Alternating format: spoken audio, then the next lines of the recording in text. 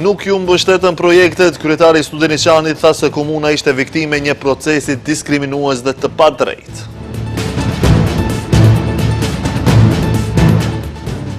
Opozitarët kritikojnë Vlenin për lejimin e protestave anti-shqiptare, nga Vlen thanë se janë aty ku BDI nuk ishte kur.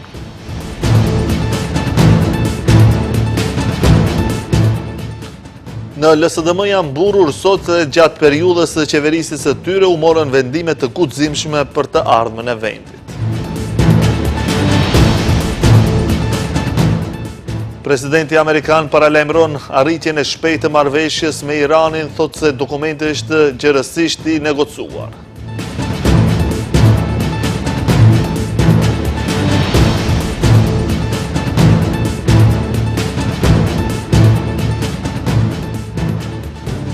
Shëndetje shikues të nderuar, jemi me lajmet në televizionin Shenja. Komuna e Studeniçanit nuk ka arritur që të fitojë asnjë mbështetje nga projektet e dorëzuara në Byron për Zhvillim Rajonal. Kryetari i komunës së Studeniçanit Ejup Abazi ka deklaruar për televizionin Shenja se ata kishin dërguar projekte për ndërtimin e urës në lumin Vardar, si dhe projektin për ndërtimin e rrugës në fshatin Batinc. Kreu i komunës deklaroi se ata ishin viktime një procesi diskriminues dhe të padrejtë. Në anën tjetër ka reaguar edhe partia Vlen, e cila thekson se që nga marrja mandatit, komuna e Studeniçanit ka pasur mbështetje të vazhdueshme institucionale dhe është vizituar nga përfaqësues të lartë qeveritar. Kryetari i komunës së Studeniçanit Ejup Abazi ka reaguar ashpër ndaj mënyrës dhe ndarjes së mjeteve nga Byroja për Zhvillim Rajonal, duke e cilësuar procesin si diskriminues dhe të padrejtë ndaj komunës që ai drejton. Në një prononcim për televizionin Shenja, Abazi thotë se Studeniçani ndonse aplikoi me projekte konkrete dhe të rëndësishme infrastrukturore për qytetarët, nuk përfitoi asnjë denar, ndërsa komunat të tjera u mbështetën me miliona denar. Ai ngriti dyshime për ndikime politike në shpërndarjen e mjeteve publike.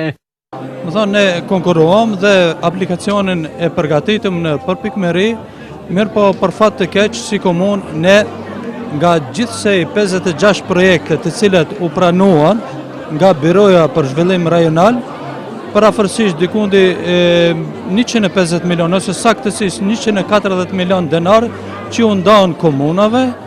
Komunës së Studeniçanit nuk ju pranua asnjë projekt, që nuk e di për cilat arsye nuk e është pranuar, mirë po komuna e Studeniçanit ngel tani, domethënë, sepse edhe në pushtetin lokal që kishte një thirrje publike, edhe nga Byroja për Zhvillim Rajonal, me 2 projekte shumë të rëndësishme për komunën tonë. Njëri projekt është projektimi i urës në lumin Vardar dhe një projekt tjetër me një rrugicë në fshatin Batinc që duheshte të bëhet, mirë po nuk u pranohet. Duke hedhur poshtë, si të pabaza akuzat e Abazit kanë reaguar nga Vlen, nga ku akuzojnë Abazin për mungesë të vizionit, përgjegjësisë dhe rezultateve konkrete gjatë muajve të parë të mandatit. Në reagimin e tyre nga Vlen theksojnë se të gjitha projekte që promovohen në komunë nga Abazi janë financuar nga qeveria Vlen përmes kredisë hungareze, ndërsa hedhin poshtë akuzat e Abazit për diskriminim politik dhe mungesë të mbështetjes institucionale.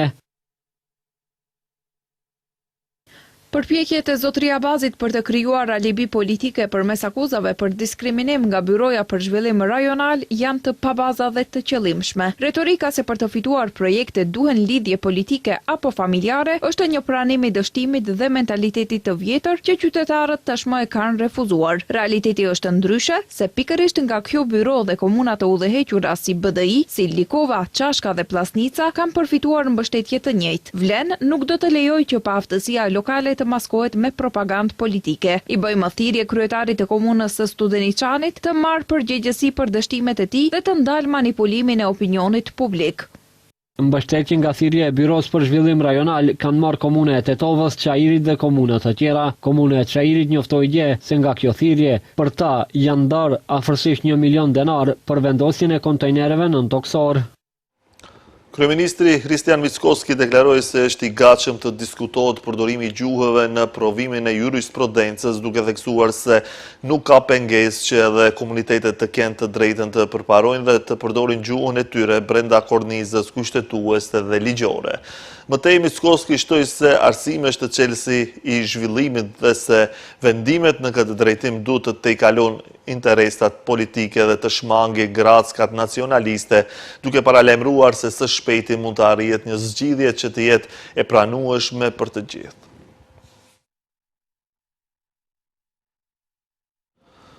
Partitë opozitare shqiptare po vazhdojnë të kritikojnë pushtetin për lejimin e mbajtjes së protestave me motive nacionaliste.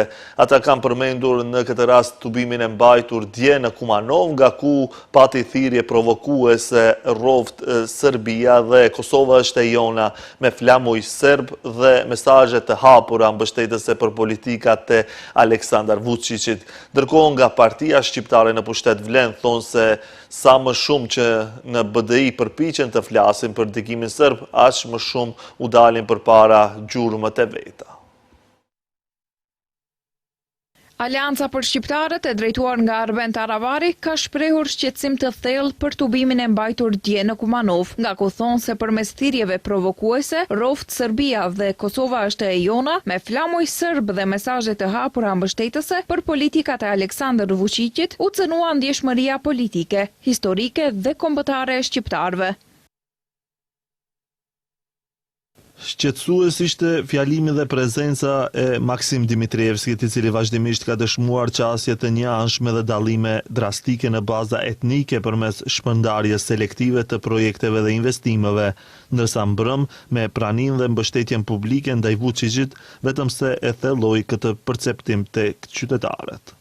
Në frymën e reagimit të ASH-s ishte edhe reagimi i BDI-s. Ish Partia Shqiptare në pushtet i kanë cilësuar shqetësuese pamjet në mbështetje të Aleksandar Vučićit, të shoqëruara me thirrje kundër Kosovës. Sipas BDI-s, këto zhvillime vijnë vetëm pak kohë pasi në debatet europiane u ngritën shqetësime serioze se Maqedonia e Veriut po rrëshqet në ndikimin e konceptit të ashtu quajtur bota serbe, ndërsa pyetja e tyre ishte ku janë vleni. Për këtë reagim pati nga partia në pushtet vlen, nga ku ata thonë se vlen është aty ku BDI nuk ishte kurrë dhe se sa më shumë që BDI përpiqet të flasë për ndikim serb, aq më shumë i dalin përpara gjurmët e veta.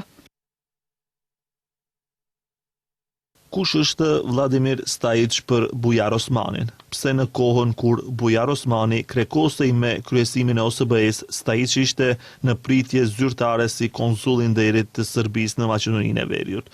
Shqiptarët meritojnë ta dinë të vërtetën. Sa herë që BDI pyet ku është vleni, përgjigjen do ta merr prerë.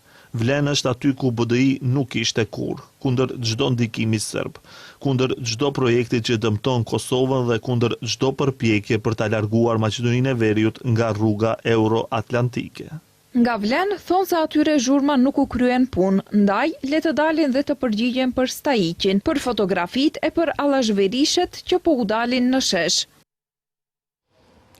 Partia opozitare maqedonese ka kritikuar ndryshimin e qëndrimit të VMRO-s përballë integrimeve evropiane. Zëdhënësia e partisë Bogdanka Kuzeska tha se gjatë periudhës së qeverive të LSDM-s u morën vendime të guximshme fal të cilave sot gjuha maqedonese njihet dhe është e barabartë në Kombet e Bashkuara dhe në Bashkimin Evropian. LSDM vlerëson se patriotizmi i vërtetë është të sigurosh të ardhmen e vendit, të mbrosh identitetin dhe të sigurosh një vend të barabartë për Maqedoninë e Veriut midis kombeve europiane. Zëdhënësia e partisë Bogdanka Kuzeska deklaroi se integrimi në BE, në familjen e madhe europiane të popujve të barabartë, është akt më i madh i patriotizmit dhe garancia më e fortë për të ardhmen e popullit. Gjatë periudhës së qeverive të LSDM-s u morën vendime të guximshme, të cilave sot gjuha maqedonase njihet dhe është e barabartë në Kombet e Bashkuara dhe në Bashkimin Evropian. Ata që na akuzuan sot si tradhtar pranojnë se me vetëdije e gënjyen popullin, se marrëveshja e Prespës mbron identitetin maqedonas, gjuhën maqedonase dhe kulturën maqedonase. Ata gjithashtu pranojnë se antarësimi në NATO është i mirë për vendin dhe për sigurinë e qytetarëve të tij. Ndërkaq, për këtë pati reagim nga partia në pushtet VMRO-DPMNE, nga ku thonë se konferenca e sotme për shtype LSDM-s në ktheu në një të kaluar të errët plot me gënjeshtra të shkruara nga Zaevi. Nga VMRO vlerësojnë se matrica në LSDM nuk ndryshon dhe se kjo është ende e dukshme sot. Dikur ishte Zaevi, pastaj Kovacevski, tani Filipçe. Gjithçka është e njëjtë, vetëm njeriu është ndryshe, thekson VMRO. Ata thonë se që kur Zaevi mbajti dorën në gjoks, e dinin se po gënjente. Në fakt, një nga gënjeshtrat më të famshme ishte për sa kohë që marr frym dhe për sa kohë që jam i shëndosh mendërisht, emri nuk do të ndryshoj. Sot, vite më vonë, LSDM-ja po thith përsëri të njëjtin ajër. VMRO-ja ka vazhduar ta kritikoj kreun e LSDM-s për promovimin e politikave kontroverse bullgare ndaj Maqedonisë së Veriut. Zëdhënësi i partisë në pushtet Valentin Manasievski tha se lidhja e LSDM-s me Bullgarin po mbahet përmes Rubin Zemon, njeriu të Zoran Zaevi dhe një nga njerëzit më të afërt të Venko Filipçes. Zëdhënësi i partisë në pushtet Valentin Manasievski pretendon se bashkëpunimi i Filipçes dhe LSDM-s me Bullgarin tashmë është demaskuar nga VMRO-DPMNE. Thonë se lidhja e LSDM-s me Bullgarin po mbrohet përmes Rubin Zemon, njeriu të Zoran Zaevit dhe një nga njerëzit më të afërt të Venko Filipçes. Edhe antar të njohur të lidhjes social-demokrate të Maqedonisë i kanë treguar Venko Filipçes se ka tepruar me këtë çështje, prandaj Rubin Zemonit i është kërkuar të largohet nga LSDM-ja, por të vazhdojë me atë që bën, respektivisht bashkëpunimin me Bullgarin dhe përhapjen e propagandës bullgare. Filipçe është kapur dhe janë zbuluar edhe qendrimet, nëse vazhdon kështu do ta shndrojë LSDM-n në shoqat aksionare. Pushteti edhe dje e ka akuzuar LSDM-n se antari i tyre Rubin Zemon ka zhvilluar takim me Viktor Stojanov, personin që udhëheq Fondacionin Maqedonia, i cili përhap propagandë bullgare në vend dhe e ka të ndaluar hyrjen në vendin ton për shkak të qëndrimeve të tij anti-maqedonase. Krerët shtetëror kanë dërguar urime për nder të përvjetorit të vëllezërve Kirili dhe Metodi. Ata theksuan se vepra e Kirilit dhe Metodit përfaqëson fitoren e dijes mbi errësirën, ndërsa theksoi se arsimi nuk është vetëm transmetimi i informacionit, por krijimi i një mendimi kritik. Sot është përkujtuar vepra e vëllezërve Kirili dhe Metodi, për të cilën është theksuar se janë ideolog themelues të shkrimit, leximit, kulturës dhe zhvillimit shpirtëror të popujve slav. Kryeministri Hristian Mickoski tha se vepra e Kirilit dhe Metodit përfaqëson fitoren e dijes mbi errësirën, ndërsa theksoi se arsimi nuk është vetëm transmetimi i informacionit, por krijimi i mendimit kritik, vlerave dhe karakterit. Nevojiten rezultate më të shpejta dhe më efikase për reformimin e sistemit gjyqësor dhe luftën kundër korrupsionit. Institucionet duhet të veprojnë me përgjegjësi dhe pavonesë. Vendi duhet të mbetet dinjitoz në rrugën e tij evropiane, por pa hequr dorë nga identiteti dhe gjua e tij kombëtare, duke bërë thirrje për bashkimin e shoqërisë rreth qëllimeve kryesore kombëtare dhe arsimore. Ndërsa presidentja Gordana Siljanovska-Davkova në mesazhin e saj të urimit tha se pak njerëz në histori kanë pasur nderin të perceptohen nga shumë kombe dhe shtete, si apostuj dhe mbrojtës të Europës. Gjuha nuk është vetëm një bashkësi fjalësh, por edhe një kujtesë kolektive, një kod vlerash dhe një ndjenjë përkatësie që një popull e transmeton nëpër kohë, nga brezi në brez. Në një kohë pasigurie, përçarjesh të thella dhe alienimi, gjithnjë e më të theksuar. 24 maj na kujton se pa kulturë, arsim dhe shkencë, por edhe pa një sistem vlerash, asnjë shoqëri nuk mund të ndërtojë besim dhe unitet të ndërsjellë. Urim ka dërguar edhe kryetari i Kuvendit Afrim Gashi, i cili ka shmuar rolin e këtyre emrave për popujt slav. Trashëgimia e Shën Kirilit dhe Metodit mbetet një frymëzim i përhershëm për ruajtjen e vlerave universale të dijes, dialogut dhe respektit midis popujve. Në këtë ditë të rëndësishme, ne riafirmojmë angazhimin ton për arsimin, kulturën dhe bashkëpunimin si vlera që ndërtojnë shoqëri demokratike dhe progresive.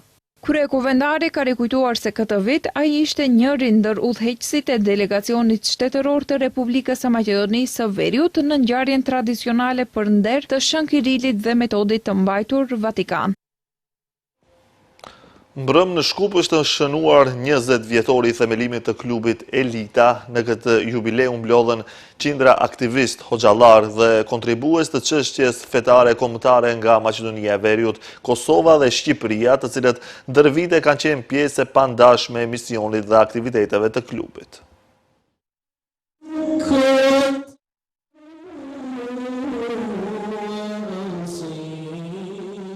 Me recitimin madhështor të ajeteve nga Kurani famëlart, filloi zyrtarisht ceremonia e jubileut të 20 vjetorit të klubit Elita, duke krijuar një atmosferë të veçantë emocioni, respekti dhe krenarie për të pranishmit. Në këtë jubilej të rëndësishëm u mblodhen qindra aktivist, hoxhallar dhe kontribues të çështjes fetare e kombëtare nga Maqedonia e Veriut, Kosova dhe Shqipëria, të cilët ndër vite kanë qenë pjesë e pandashme e misionit dhe aktiviteteve të klubit.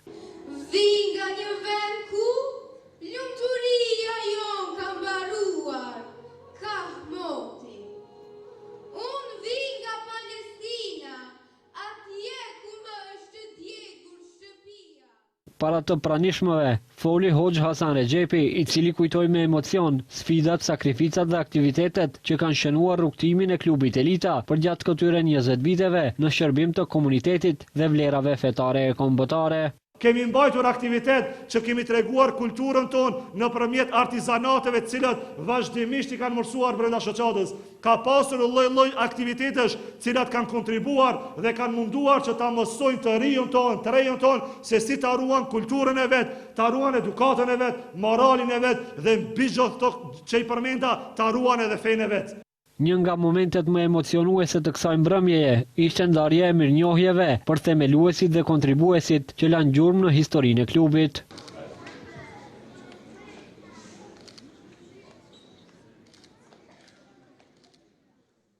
Gjatë ceremonisë së ndarjes së mirënjohjeve, kryetari i parë i klubit Elita, Skender Rexhepi Zejdi, solli me mall kujtime dhe fjalë nga Indjeri Hoxhi Jakup Asipi, një prej figurave më të rëndësishme të këtij rrugëtimi.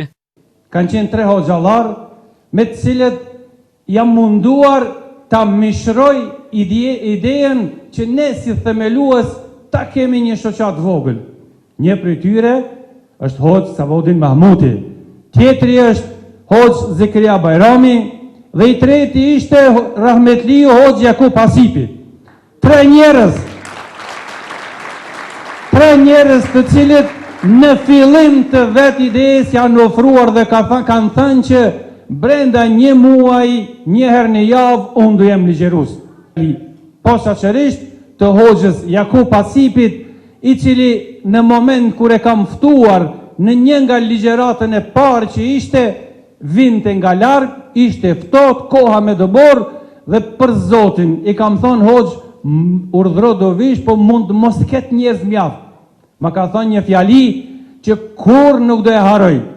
Zejt, nëse jeni 2, unë jam i treti. Ky është mision, ky është mesazh, ky është modestia e një njeriu që do Islamin dhe fjalën e Zotit, kënaqësinë e Zotit ta ketë lartë. Në shenjë respekti dhe mirënjohje për kontributin e tij, edhe Hoxhi Jakup Asipit ju nda mirënjohje post mortem, të cilin e pranoi djali i tij mes duartrokitjeve të pranishmëve. Pas pranimit të mirënjohjes para pjesëmarrësve, foli edhe Hoxh Savodin Mahmuti, i cili vlerësoi rolin e kontributin e klubit Elita ndër vite. Jeta është shumë e shkurtë.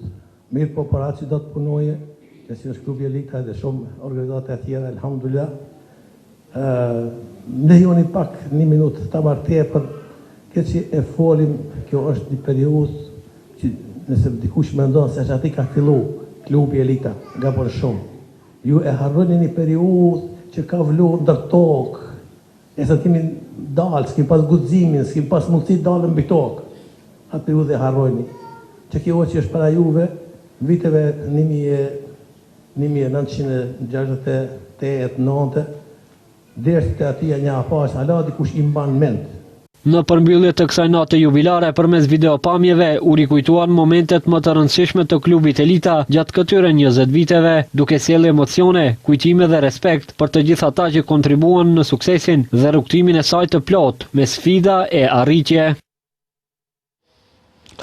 Një alpinist i lënduar u shpëtua sot në malin Korap pas një njoftimi në numrin emergjent 112 se ai nuk mund të lëvizte për shkak të një dëmtimi. Pas njoftimit, qendra e menaxhimit të krizave menjëherë u koordinua me policinë, shërbimet lokale dhe parkun kombëtar të Mavrovës për ndërhyrje të shpejtë. Rojtarët e parkut arritën të lokalizojnë alpinistin, i cili ishte në gjendje stabile dhe më pas e transportuan në mënyrë të sigurt deri në fshatin Zhuzhnje. Aty, ai u mor nga ekipi ndihmës së shpejtë nga Gostivari dhe u dërgua për trajtim mjekësor. Qendra për menaxhim me kriza raporton se fal reagimit të shpejtë dhe koordinimit të gjitha shërbimeve kompetente, operacioni i shpëtimit përfundoi me sukses dhe alpinisti i lënduar u evakua në mënyrë të sigurt dhe në gjendje të qëndrueshme.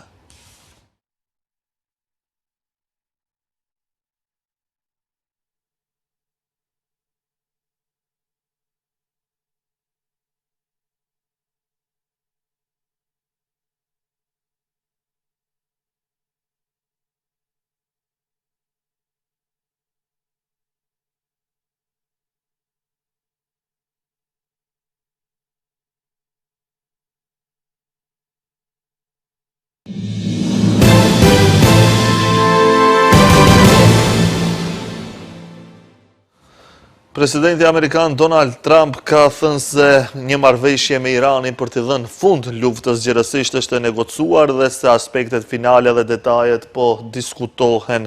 Një marrëveshje është e negocuar gjerësisht, subjekti finalizimit mes SBA-s, Republikës së Iranit dhe disa shteteve të tjera, ka shkruar Trump në rrjetet sociale. Aktualisht po diskutohen aspektet dhe detajet përfundimtare të marrëveshjes dhe ato do të bëhen publike së shpejti. Përveç shumë elementeve të tjera të marrëveshjes, ngushtica e Hormuzit do të hapet, ka shtuar ai, por Teherani mënjëherë holli poshtë disa nga pretendimet e udhëheqësit të Shteteve të Bashkuara.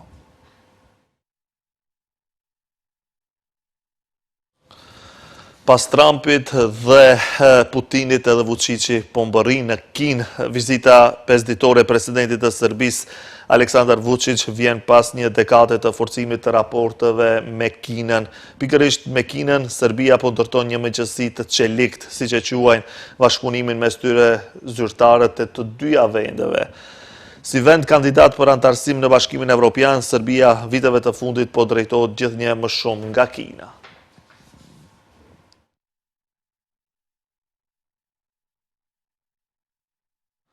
Rusia ka lëshuar qindra raketa dhe dron në kryeqytetin Ukrainas, Kiev. Në mesin e caqeve të goditura është edhe rezidenca e ambasadorit shqiptar në Ukrainë, bëri të ditur Ministria për Evropë dhe Punë të Jashtme të Shqipërisë.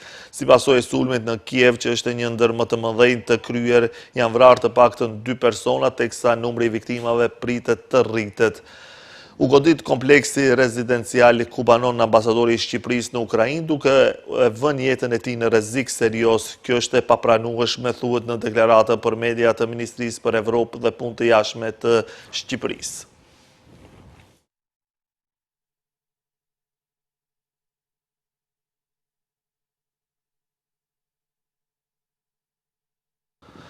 Kjo ishte e gjitha për këtë edicion informativ. Ju falenderoj për vëmendjen. Bashkë, mirupafshi.